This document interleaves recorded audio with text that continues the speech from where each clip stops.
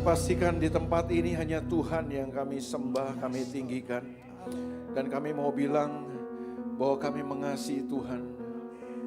Bukan karena kami mengasihi-Mu, bukan karena kami bisa mengasihi-Mu, tapi karena Tuhan yang telah lebih dulu mengasihi kami. Sebabnya Tuhan, kami berdoa supaya ini bukan sekedar menjadi sebuah kebaktian biasa. Bukan juga ibadah rutinitas yang kami kerjakan setiap hari Minggu, tapi lebih daripada itu. Kami mau mengalami perjumpaan secara pribadi dengan Tuhan. Biar ini waktunya Tuhan. Kami mengalami Tuhan lagi dalam kehidupan kami. Mari wahyukan dirimu, wahyukan pribadimu kepada kami. Lewat firman Tuhan yang sebentar kami akan terima. Biar dirimu, pribadimu diwahyukan dan dinyatakan lagi kepada kami. Karena Alkitab berkata firman-Mu itu adalah dirimu sendiri. Waktu kau mewahyukan firman-Mu, sebenarnya engkau sedang mewahyukan pribadimu. Kami buka hati buat Tuhan. Firman yang hidup itu. Firman yang sanggup melakukan segala perkara. Langit dan bumi akan lenyap.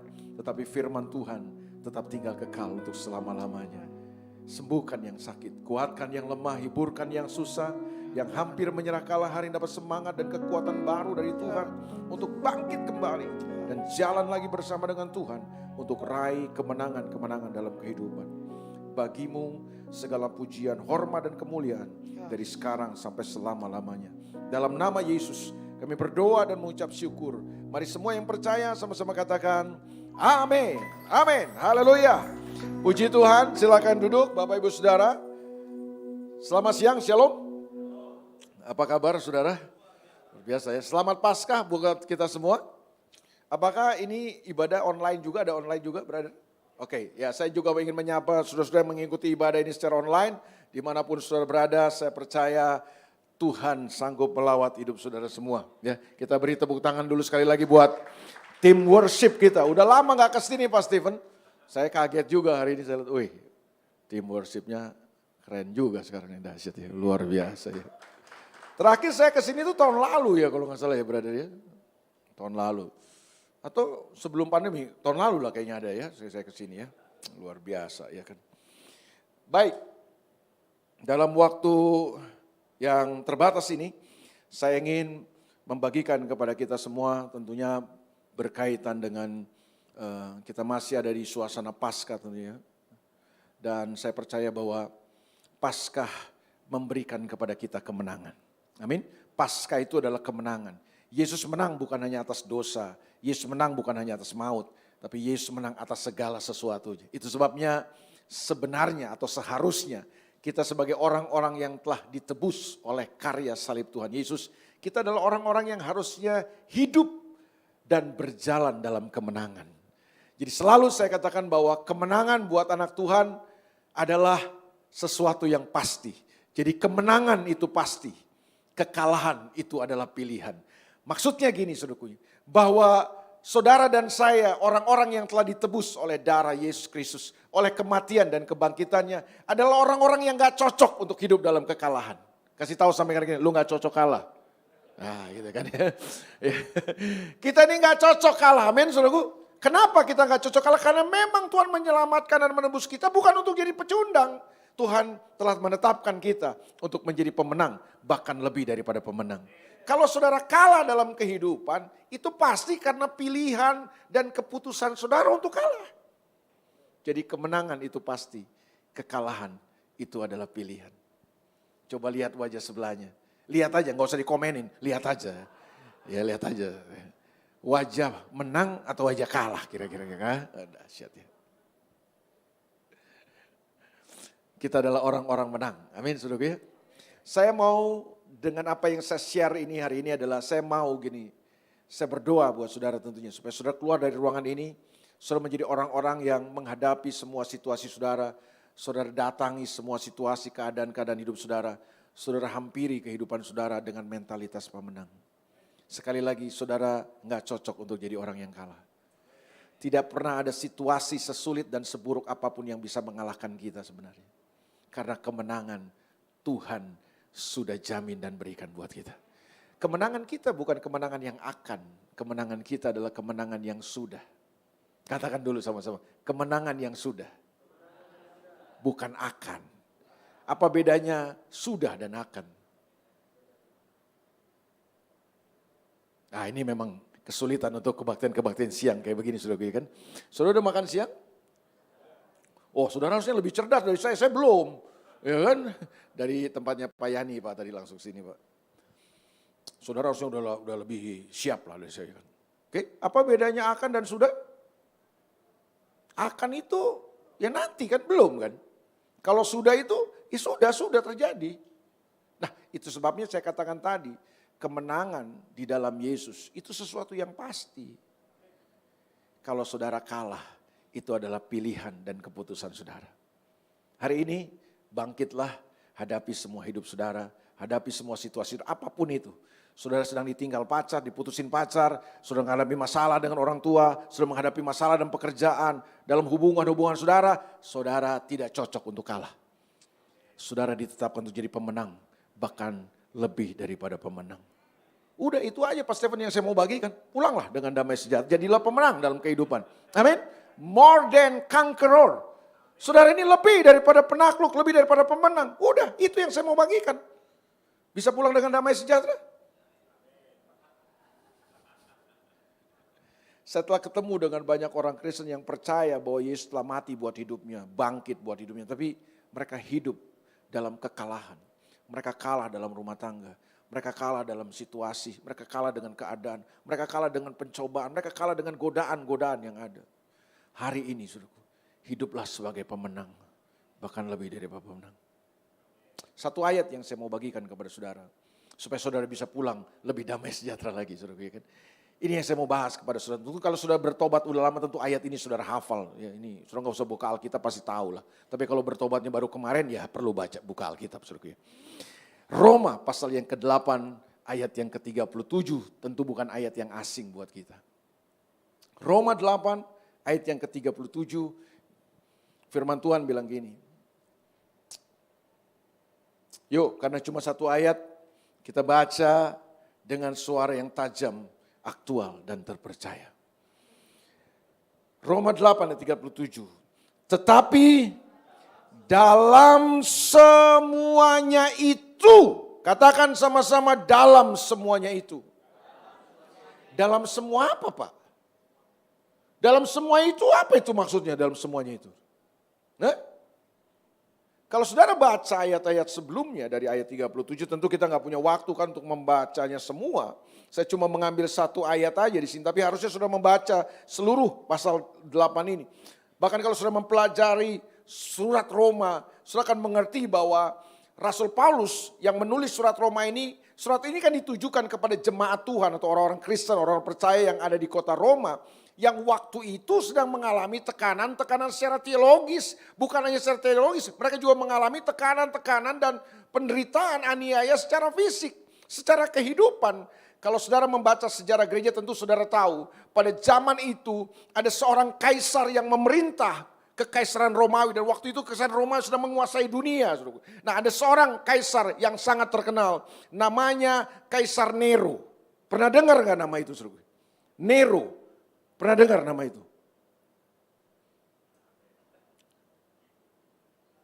Dalam sepanjang hidup saya belum pernah ketika bertemu orang kenalan, lalu orang itu menyampaikan, kenalkan nama saya Nero. Belum pernah Pak Stephen. Saya nggak tahu Pak Robert pernah nggak?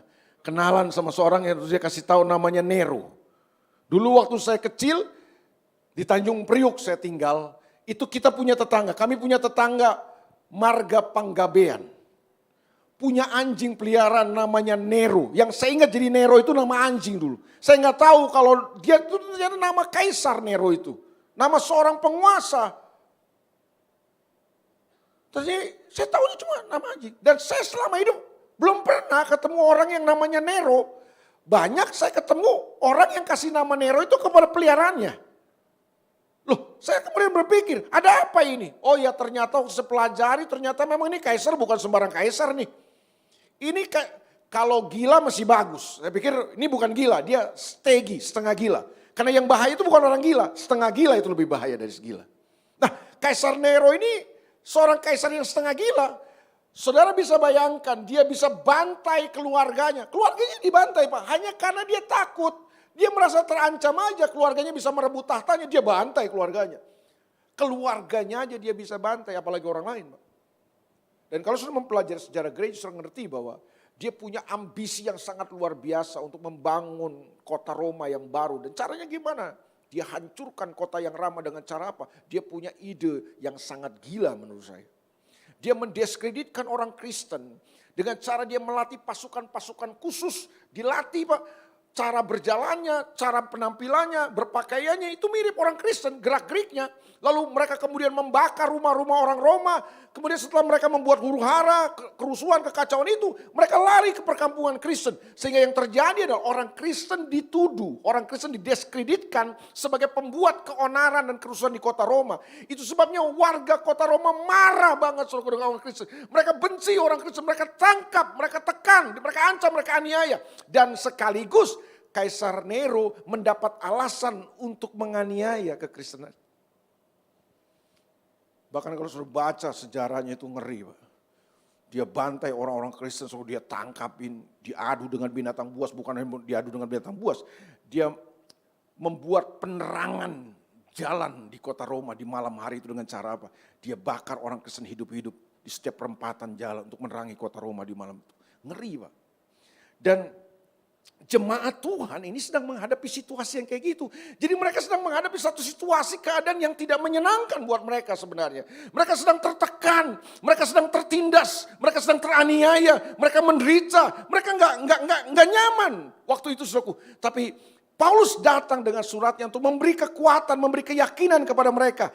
Roma 8 ayat 37 ini muncul. Tetapi dalam semuanya itu, dalam semua apa? Dalam semua situasi, dalam semua keadaan yang sedang dihadapi oleh jemaat-jemaat Kristen itu, hal yang terburuk sekalipun, hal yang tersulit sekalipun yang dihadapi oleh umat Tuhan, Paulus katakan, tetapi dalam semuanya itu, kita adalah apa? Orang-orang yang menang. Katakan sama-sama, orang-orang yang menang. Multimedia bisa tampilkan gak ayatnya? Apakah Tuhan sudah tidak berfirman? Oh masih ternyata. Tetapi dalam semuanya itu kita lebih daripada orang-orang yang menang. More than conqueror. Apa dasar kemenangan kita? Nah ini yang saudara perlu tahu. Kita menang bukan karena apapun. Saudara dan saya tidak cocok untuk kalah. Karena kita telah ditetapkan untuk jadi pemenang. Bahkan kemenangannya sudah diberikan buat kita. Dasarnya Bapak. Kenapa kemenangan kita adalah sebuah kemenangan yang dahsyat. Ayat ini beritahu buat kita. Ini dasar kemenangan kita. Tetapi dalam semuanya itu, kita adalah orang-orang yang lebih daripada orang-orang yang menang. Oleh dia.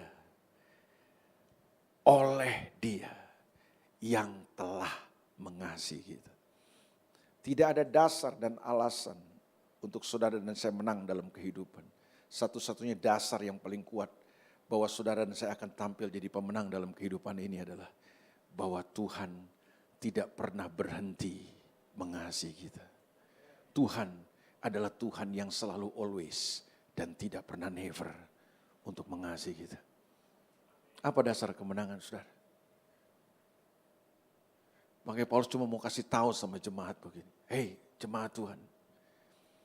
Mereka cuma bisa aniaya fisikmu.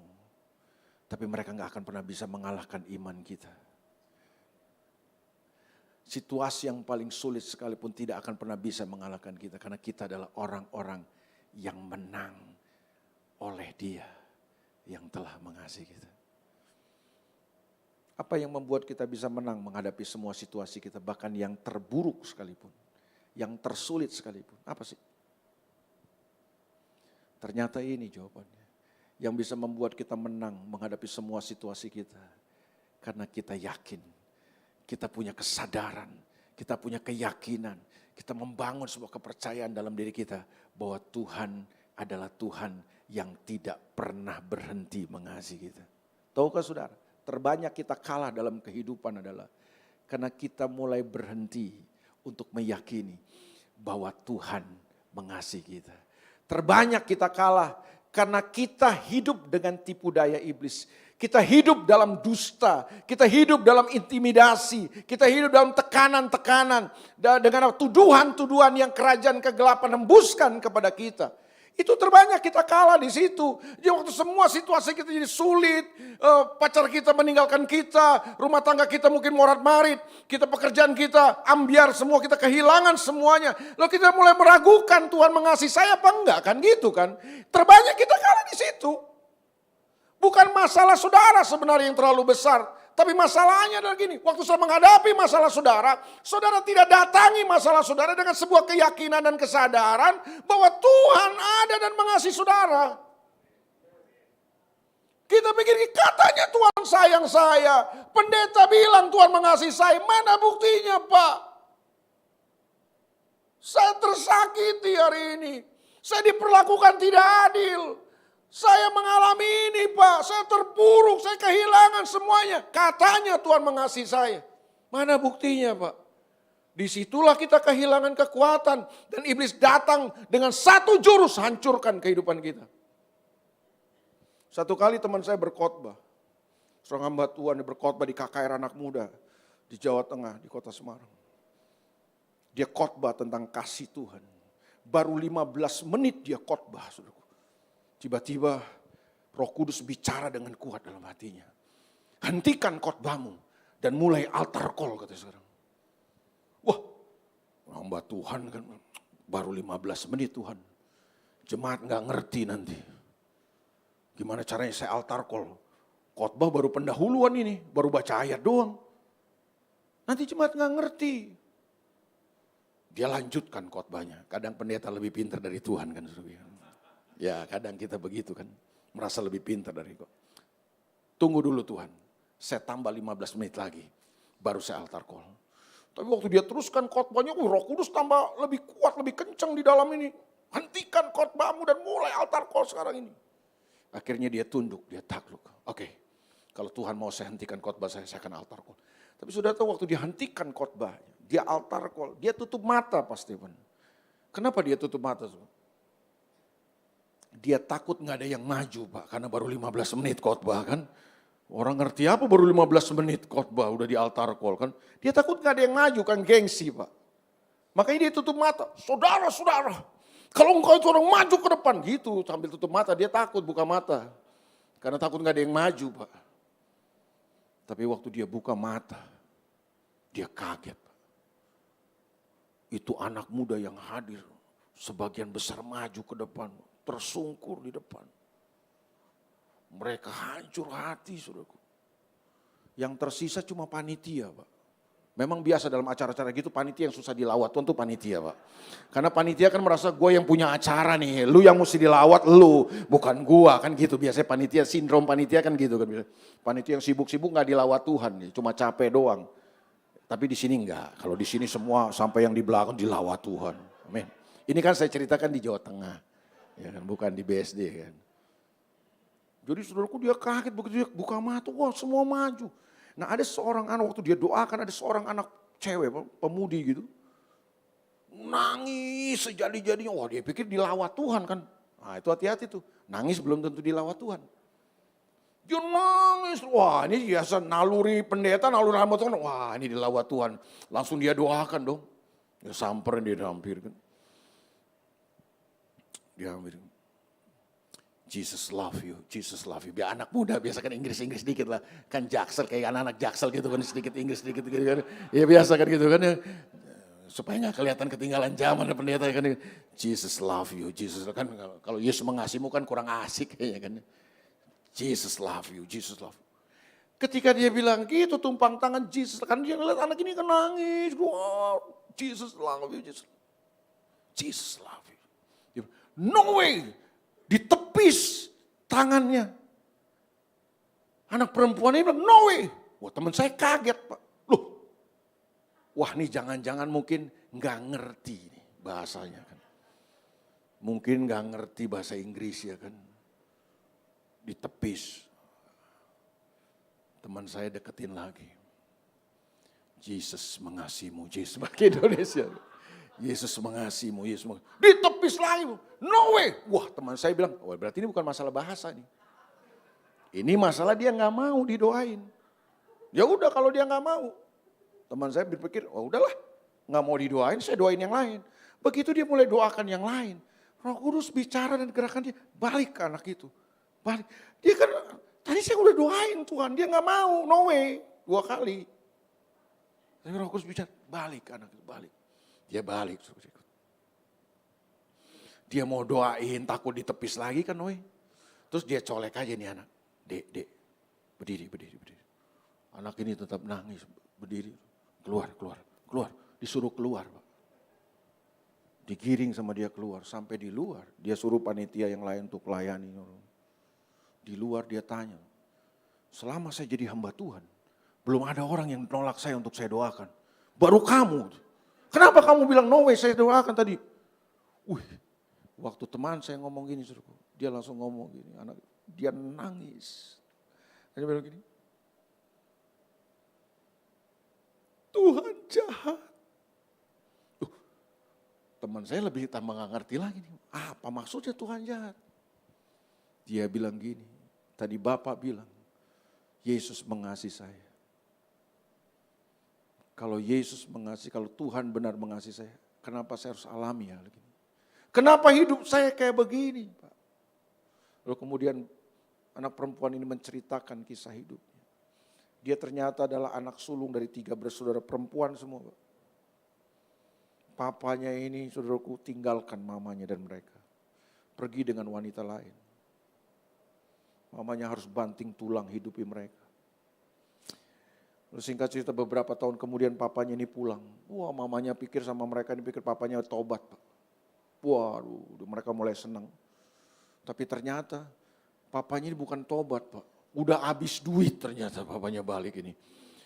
Mamanya nabung dari pekerjaannya yang tulang dibanting-banting itu tadi itu kumpulkan. Ternyata papanya datang, bodohin mamanya lagi. Ambil tabungan mamanya, dia pergi lagi dengan perempuan lain. Wah, hancur ini keluarga. Mamanya sakit hati. Nah, waktu mereka ngalami seperti ini, saudaraku. Adik mamanya atau tante dari anak perempuan ini ada di Amerika kan.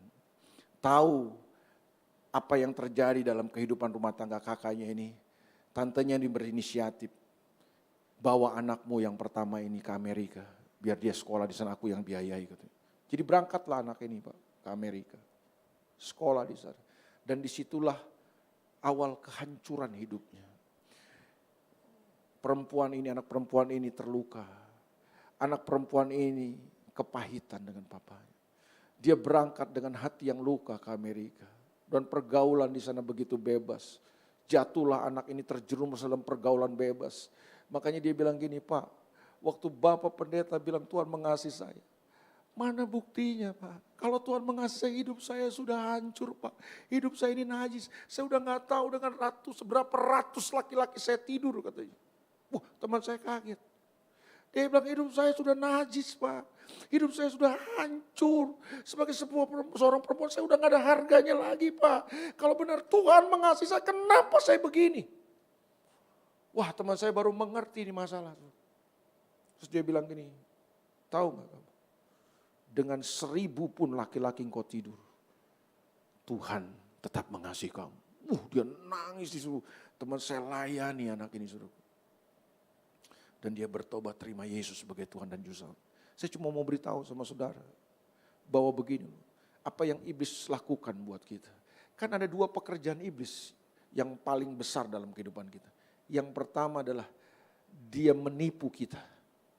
Tapi yang kedua, dia menuduh, mendakwa dan mengintimidasi kita. Itu yang saya bilang. Kita sering kali kalah dalam kehidupan karena kita gak pernah yakin. Kita ragu, kita mulai kehilangan kesadaran dan keyakinan bahwa Tuhan mengasihi kita. Itu yang membuat kita akhirnya kalah dengan semua situasi kita. Padahal kalau saudara datangi hidup saudara datangi semua masalah, bahkan hal yang terburuk sekalipun dalam hidup saudara hampiri dengan sebuah kesadaran dan keyakinan bahwa Tuhan adalah Tuhan yang ada buat saudara dan tidak pernah berhenti mengasihi saudara. Saya percaya tidak ada masalah yang bisa mengalahkan hidup saudara. Masalah terbanyak kan kita mulai ragu. Benar gak Tuhan mengasihi saya? Masa saya ngalami gini? Wah, orang lain lebih baik hidupnya dari saya. Saya harus ngalami kayak begini. Wah, Tuhan gak sayang sama saya. Atau mungkin nih Tuhan sayang tapi gak terlalu sayang sama saya.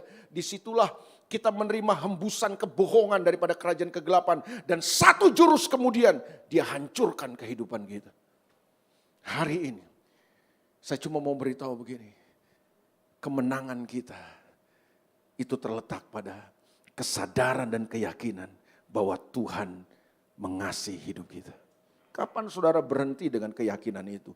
Kapan saudara mulai ragu dan saudara tidak berjalan dengan kesadaran itu lagi dalam hidup saudara? Saudara adalah orang yang gampang dikalahkan dalam kehidupan. Percayalah.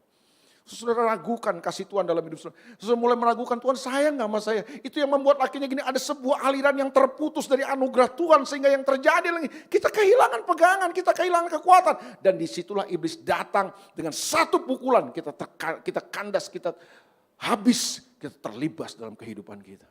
Hari ini, jangan pernah berhenti meyakini bahwa Tuhan adalah Tuhan yang selalu always mengasihi kita. Dan tidak pernah never. Amin.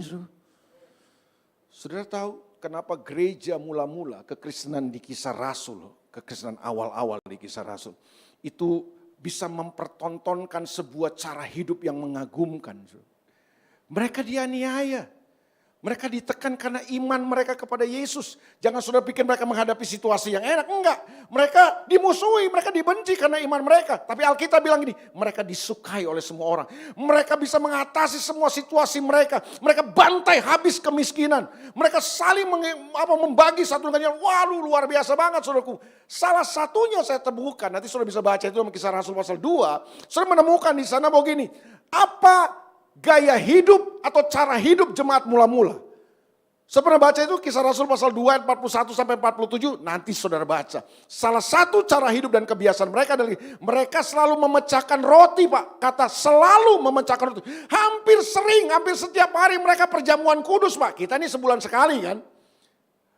Bukan masalah setiap hari atau enggaknya atau sebulan sekali, saya nggak mau mempersoalkan itu. Tapi pertanyaan saya mulai mempelajari, saya mulai menemukan di situ sebenarnya salah satu faktor kekuatan mereka adalah mereka selalu memecahkan roti, mereka perjamuan kudus selalu, Pak, hampir tiap hari.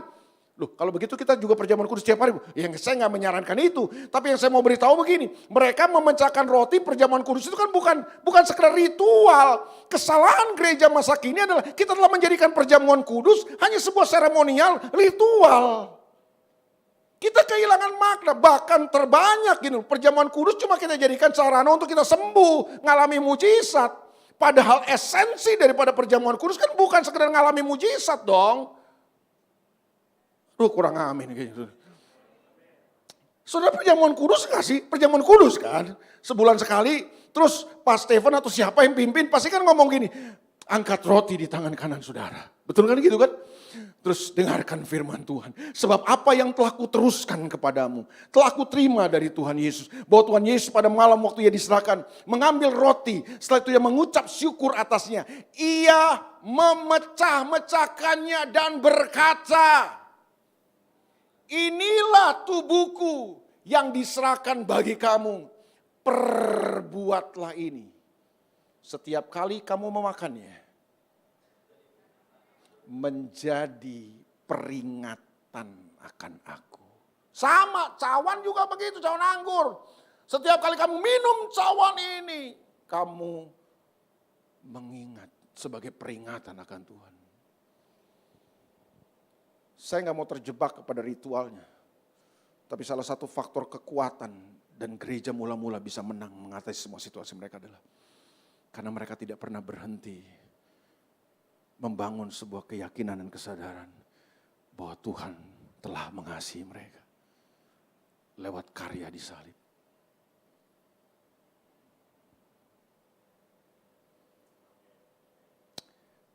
Yesus punya 2 murid yang terkenal, ada 12 murid Yesus. Tapi yang terkenal kan 2 orang ini. Satu namanya Petrus, satu namanya Yohanes. Betul ya saudara? Petrus siapa Pak? Saudara baca, itu Petrus hampir-hampir beda-beda tipis sama Yesus. Itu kan bisa jalan di atas air, keren banget kan. Petruslah murid Yesus yang bilang begini, semua bisa tergoncang imannya. Yang lain bisa tergoncang imannya Yesus. Petrus nggak akan tergoncang. Keren kan? Keren nggak?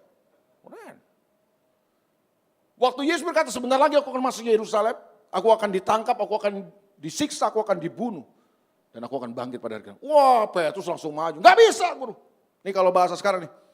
Nggak bisa, guru. Emang gampang. Siapa yang berani utak-utik, guru?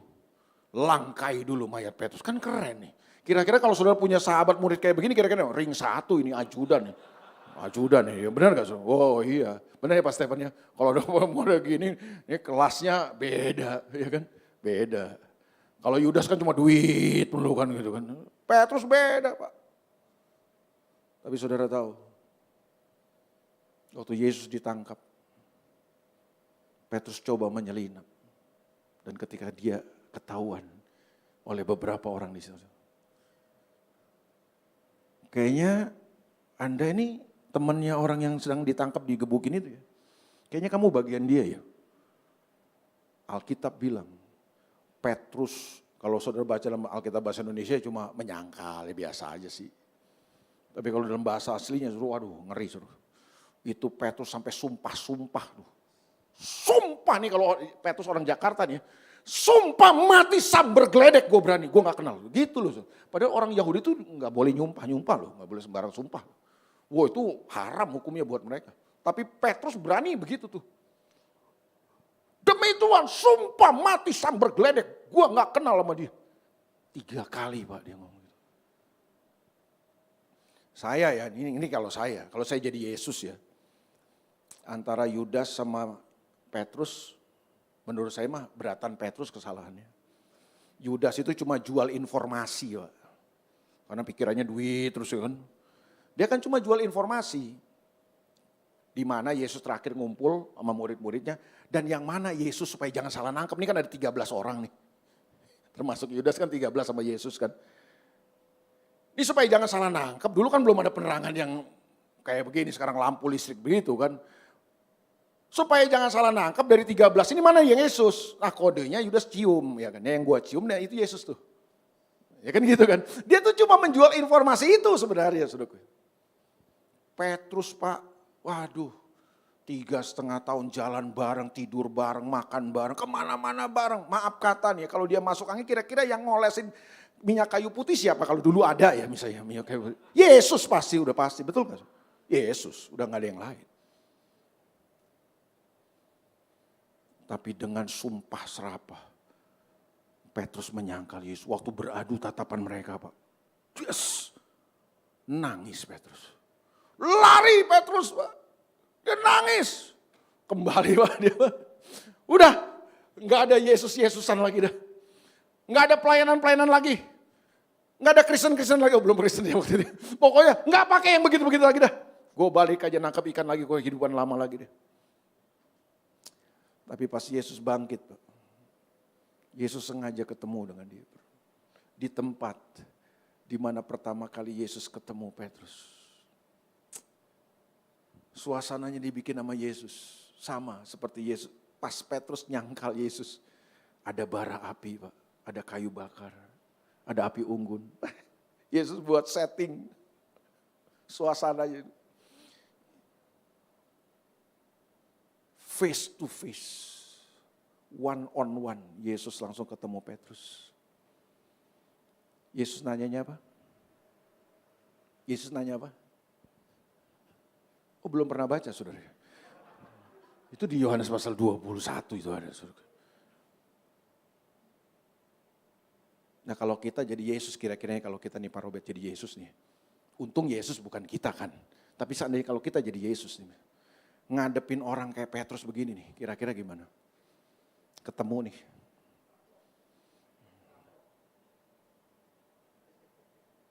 Gue baru sadar saudara. Ya kan gitu kan masih. Awal masih kalem ya kan. Tapi ternyata lu memang bajingan lu Pet. Ya kan? Pasti gitu. Ini kalau Yesusnya kita ya. Untung Yesus bukan kita ya kan. Ya. Pasti kita maki-maki kata-kata mutiara keluar dulu. Ya kan. Gaplok enggak lah karena ya kita udah Kristen ya kan gitu kan. Tapi istilahnya kata-kata mutiara lebih kenceng itu. Lebih tajam daripada gaplokan itu kan kadang-kadang. Dan saya bisa bayangin kalau kita Yesus ya. Nih kalau kita Yesus, untung Yesus bukan kita ya kan. Kasih tahu untung Yesus bukan lu. Ya kan? Ini saya bayangin Yesus, udah maki-maki nih, udah keluar kata-kata mutiara, udah. Ternyata gue salah selama. Lu gak pantas jadi sahabat. Mulai detik ini gue gak mau lihat wajah lu. Lu dan gue, end. Pasti begitu. Pasti begitu, saudara. Betul gak saudara? Itu minimal ya. Tapi saudara ketemu gak kisah itu di Alkitab? Gak ada, itu makanya saya bilang untung Yesus bukan kita. Kalau saya pimpin rombongan ke Yerusalem, Pak Stephen, saya tidak akan melewatkan tempat ini. Salah satu tempat favorit saya setelah Taman Getsemani adalah Mensa Christi. Itu setiap kali turun dari bis ya kalau di lokasi itu, wah saya udah bergetar Pak, masuk lokasi itu aja sudah bergetar. Biasanya yang saya lakukan adalah setelah pimpin ibadah sejenak dengan rombongan, saya ambil waktu secara pribadi, saya pasti ambil waktu secara pribadi di tempat itu. Saya biasanya nangis di situ. Saya menempatkan diri saya seperti Petrus. Saya orang yang gagal. Saya banyak mengecewakan. Tapi Tuhan masih mempercayakan saya loh. Tuhan nggak buang saya. Tuhan nggak tolak saya. Tuhan nggak reject sama saya. Tuhan masih mempercayakan saya untuk bisa melayani dia. Wah, makanya di situ saya tempatkan diri saya sebagai Petrus. Bagaimana Petrus dalam keadaan yang gagal total. Apa yang bisa dibanggakan dari orang kayak Petrus? Gak ada. Tapi hebatnya di saat itulah Tuhan sentuh Petrus dengan kasih yang paling ajaib di muka bumi ini. Tuhan gak tolak Petrus loh. Tapi Tuhan bilang apa? Apakah engkau mengasihi aku Petrus? 3 kali Tuhan tanya. Kenapa 3 kali? Petrus menyangkal dia 3 kali. Wah udah saya pikir Petrus udah berkecamuk semua perasaannya. Makanya di pertanyaan ketiga dia nggak tahan, dia nangis di situ. Engkau tahu aku mengasihi engkau. Dan Tuhan bilang apa sama Petrus? Gembalakanlah domba-domba. Waduh, ini orang nggak pantas Pak. Ini orang nggak pantas dipercayakan lagi. Tapi enggak. Yesus datang dengan sebuah kasih yang berbeda. Kasih yang gak pernah bisa diberikan dunia ini. Di situ titik balik kehidupan Petrus. Dan saudara, sejak saat itu, sejak hari itu, tidak ada catatan Alkitab tentang Petrus yang gampang kalah dalam kehidupan. Wah, saudara baca kisah hidup Petrus setelah itu. Dahsyat Pak. Bahkan ketika terjadi huru-hara di kota Roma, murid-murid Petrus itu mau selamatkan Petrus untuk melarikan diri keluar dari kota Roma. Ketika mereka sedang bawa Petrus untuk meninggalkan kota Roma karena ada aniaya yang besar itu, menyelamatkan diri, tiba-tiba ada sebuah bayangan putih berkelebat masuk ke kota Roma. Petrus mulai bertanya, "Kau vadis Senyor, kemana engkau Tuhan?" Petrus hari ini bukan bayangan putih biasa nih. Bayangan itu kemudian berhenti dan berkata gini, "Aku akan masuk ke kota Roma untuk kembali disalibkan di kota Roma." Wah, Petrus langsung sadar, ini Tuhan ini. Makanya dia bilang sama muridnya, balik. Masuk lagi ke kota Roma. Mereka akhirnya kembali ke kota Roma. Mereka menguatkan anak-anak Tuhan yang masih tersisa di situ, saudaraku. Mereka terus melayani, akhirnya Petrus ditangkap kan. Dan waktu ditangkap, dia akan dieksekusi. Petrus berkata begini, "Jangan salibkan aku dengan kepala di atas. Aku tidak layak. Tuhanku, guruku telah mati dengan kepala di atas. Salibkan aku dengan kepala di bawah." Petrus jadi orang yang tidak pernah gentar menghadapi kehidupan. Dia gak pernah gentar menghadapi aniaya. Dia seorang yang radikal buat Tuhan. Pertanyaan saya, kenapa? Karena Petrus telah disentuh dan diubah oleh kasih Tuhan yang tidak ada duanya itu. Selama ini Petrus berupaya dengan kekuatannya, dengan cintanya. Dengan upaya dan perbuatannya gagal Petrus. Tapi sejak hari itu dia tidak berupaya dengan kekuatannya. Dia beranjak dari kasih Tuhan yang dia alami dalam kehidupannya. Yang kedua murid Yesus namanya Yohanes. Saudara tahu? Di Injil Yohanes ada kurang lebih 5 kali Yohanes menulis murid yang dikasihi. Siapa yang bilang Yohanes dikasih? Apakah Yesus pernah bilang, Yohanes nih, saudara-saudara, Yohanes ini ada murid yang saya paling kasih? Enggak, Yesus enggak pernah keluar statement itu. Tapi Yohanes sendiri kan yang nulis. murid yang dikasih. Berarti GR dong dia? Enggak, menurut saya ini GR ilahi lah. Tapi dari situ saya belajar apa? Oh ya, Yohanes membangun sebuah kesadaran dan keyakinan terus bahwa dia adalah orang yang dikasih. Masa bodoh orang mau bilang apa? Masa bodoh dengan semuanya. Yang penting saya tahu saya orang yang dikasih oleh Yesus. Dan itu yang membuat kita lihat siapa murid yang tetap bertahan sampai di kayu salib. Siapa? Yang lain lari kabur. Yang tersisa itu cuma Yohanes di kayu salib itu. Makanya Yesus bilang gini, Ibu, inilah anakmu. Cuma Yohanes yang bertahan di salib itu. Dan dia memberi sebuah definisi bagus banget tentang kasih. 1 Yohanes pasal 4 ayat yang ke-10. Coba tolong ditampilkan ayat ini, ayat yang terakhir. 1 Yohanes 4 ayat yang ke-10. Nih, Rasul Yohanes, Rasul kasih itu mendefinisikan kasih ini. Inilah kasih itu. Katakan sama-sama, inilah kasih itu. Kasih itu apa? Ini. Apa kasih itu? Ini kasih. Inilah kasih itu.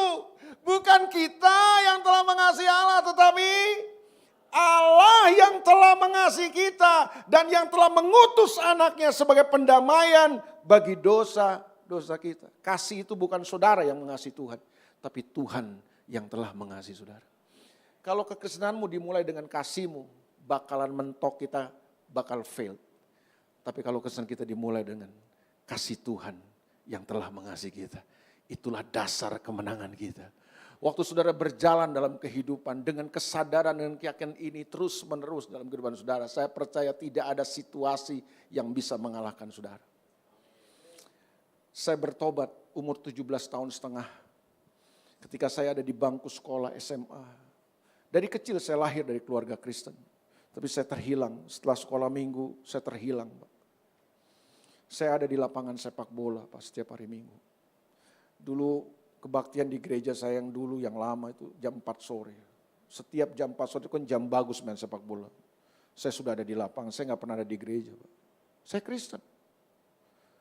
Orang tua saya sudah larang saya suruh ke gereja. Tetap saya dengan cara berbagai cara, saya ada di lapangan. Tapi suatu hari saya ikut sebuah retreat anak muda. Dan di retreat itulah untuk pertama kali dalam hidup saya. Saya menyadari saya orang yang berdosa. Saya menyadari bahwa tanpa Tuhan saya gak bisa apa-apa. Untuk pertama kali saya menyadari bahwa ada Tuhan yang begitu mengasihi saya. Bahkan dia mati buat dosa-dosa saya. Untuk pertama kali saya mengalami itu. Saudara. Dan saudara, dari sejak umur 17 tahun sampai hari ini, saya tidak pernah berhenti. Makanya saya kadang-kadang bilang ada orang yang up and down, kadang semangat sama Tuhan, kadang-kadang mundur dari Tuhan. Saya gak pernah ngalami itu. Sejak saya bertobat sampai hari ini. Saya tetap bergairah dan berkobar-kobar buat Tuhan. Bukan tanpa kelemahan, saya sadar saya banyak kelemahan. Tapi kalau soal gairah dan semangat sama Tuhan, wah saudara jangan tanya. Saya gak pernah mundur. Dari mana kekuatan itu? Apakah saya nggak punya masalah? Waduh, kalau cerita sehari ini saya nengok ke belakang, wah mampu ya saya ngelewatin. Nggak gampang. Saya pernah mengalami seperti layangan putus, Pak. Pernah tahu ya layangan putus ya? Itu jatuh di mana kita kagak tahu tuh. Mau ke pagar, ke seng orang atau ke jalan kita nggak tahu. Itu hidup saya seperti layangan putus. Tapi hari ini saya mau beritahu, dalam situasi yang paling berat dalam hidup saya nggak akan pernah kehilangan gairah saya sama Tuhan. Bukan karena saya hebat dong. Kenapa? Saya selalu sadar begini, ada Tuhan yang tetap mengasihi saya. Apapun situasi saya, Tuhan gak pernah berhenti mengasihi saya. Loh, umur 17 tahun setengah Pak, kelas 1 SMA, hari Kamis Pak. Siang-siang bolong jam 10 sampai jam 1 siang. Sekolah saya yang siang kan sekolah di negeri. Waktu itu masih ada sekolah siang negeri itu jam 1 saya masuk. Jam 10 saya jalan dari rumah Pak ke gereja, ikut doa puasa. Yang doa puasa itu oma-oma sama janda-janda. Bapak-bapak kan kerja. Cuma ada satu orang anak muda laki-laki pakai seragam putih abu-abu, berlutut, doa. Nggak ada yang suruh. Orang tua saya nggak pernah suruh. Tapi selalu ada gairah, selalu ada kerinduan. Dari mana tuh? Dari kenyataan bahwa Tuhan telah mengasihi hidup saya. Makanya saya percaya gini, orang-orang yang terus hidup dengan keyakinan, kesadaran bahwa Tuhan tidak pernah berhenti mengasihi hidup kita, adalah orang-orang yang menang menghadapi semua situasi, saudara. Selamat menjadi pemenang, bahkan lebih daripada pemenang. Tuhan mengasihi saudara. God bless you. Mari kita bangkit berdiri. Kita datang sama Tuhan hari ini.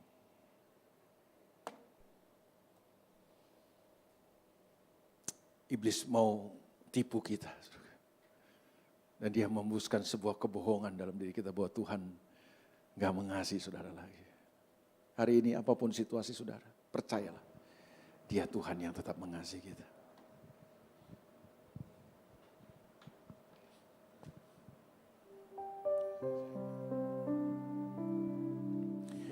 Telah kulihat bukti kasih-Mu, Kau menderita gantikanku. Dengan darah-Mu Kau selamatkanku. Kini ku hidup menyenangkan. Telah kulihat bukti kasih-Mu, Kau menderita gantikanku. Dengan darah-Mu Kau selamatkanku. Kini ku hidup menyenangkanmu.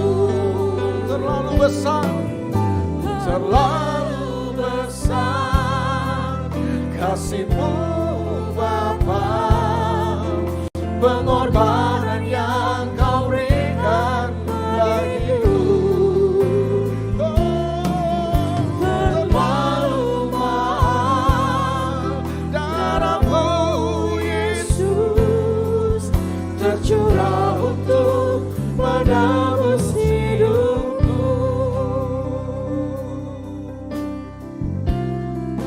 Mari katakan sama-sama. Telah kulihat bukti kasih-Mu, Kau menderita gantikanku. Oh, dengan darah-Mu Kau selamatkanku. Kini ku hidup menyenangkan. Terlalu besar kasih-Mu Bapa, pengorbanan yang Kau berikan bagiku. Terlalu mahal darah-Mu Yesus, tercurah untuk menebus hidup. Terlalu besar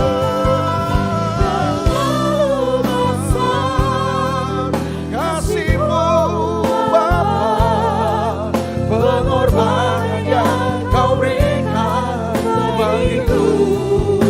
Yes, terlalu mahal darah-Mu Yesus, tercurah untuk menebus hidupku.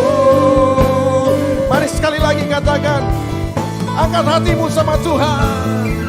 Terlalu besar kasih-Mu Bapa, pengorbanan yang Kau berikan bagiku.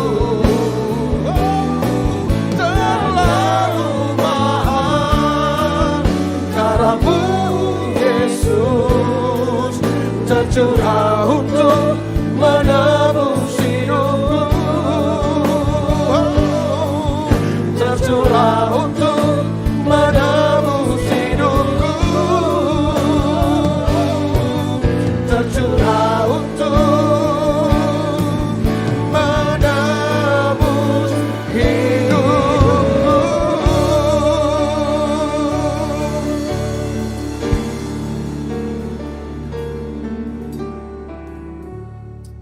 masalahmu, kesulitanmu, penderitaanmu bukan tanda bahwa Tuhan berhenti mengasihi. Jangan menyerah dengan situasimu hari ini. Hampirilah semua situasi saudara dengan sebuah keyakinan bahwa Dia Tuhan yang ada buat saudara. Dia Tuhan yang tidak pernah berhenti mengasihi saudara. Kalau kasih-Nya buat saudara, pertolongannya pasti ada buat saudara. Kalau kasih-Nya ada buat saudara, jalan keluarnya pasti ada buat saudara. Kalau kasih-Nya ada buat saudara, mujizatnya pasti ada buat saudara. Kalau kasih-Nya ada buat saudara, kuasanya pasti ada buat saudara. Hari ini bangkit teman-teman. Jangan kalah dengan situasi. Jadilah pemenang dalam kehidupan. Tuhan, hamba-Mu terbatas untuk menyampaikan kebenaran ini. Tapi biar Tuhan bicara buat umat-Mu di tempat ini, buat anak-anak-Mu. Mereka menjalani dan melalui setiap hari-hari mereka. Mereka datangi semua situasi mereka hari ini dengan mentalitas pemenang. Mereka adalah orang-orang yang menang karena Tuhan adalah Tuhan yang mengasihi mereka. Tuhan adalah Tuhan yang tidak pernah berhenti sayang sama mereka. Tuhan adalah Tuhan yang selalu always, tidak pernah never untuk mengasihi umat. Tuhan, mungkin ada 1-2 orang yang hari ini mulai meragukan kasih-Mu karena beratnya situasi yang mereka hadapi. Mungkin ada 1-2 orang siang ini yang datang tuh. Mereka sedang dihembuskan kebohongan. Mereka sedang terintimidasi dengan tuduhan-tuduhan dari kerajaan kegelapan. Atas semua situasi berat yang mereka alami. Terus mereka mulai meragukan bahwa Tuhan mengasihi mereka. Hari ini biar firman-Mu datang buat mereka. Kuatkan mereka, teguhkan mereka. Bangkitkan mereka Tuhan. Kebenaran-Mu memerdekakan mereka semua. Memulihkan mereka semua. Terima kasih Tuhan. Hamba-Mu selesai, tapi Roh Kudus tidak selesai dalam hidup kami. Bawa umat-Mu untuk berjalan dari satu kemenangan kepada kemenangan yang lebih besar. Dari satu kemuliaan kepada kemuliaan yang jauh lebih dahsyat lagi. Bagi-Mu segala hormat, kemuliaan dari sekarang sampai selama-lamanya. Dalam nama Yesus, semua yang percaya sama-sama katakan amin, amin.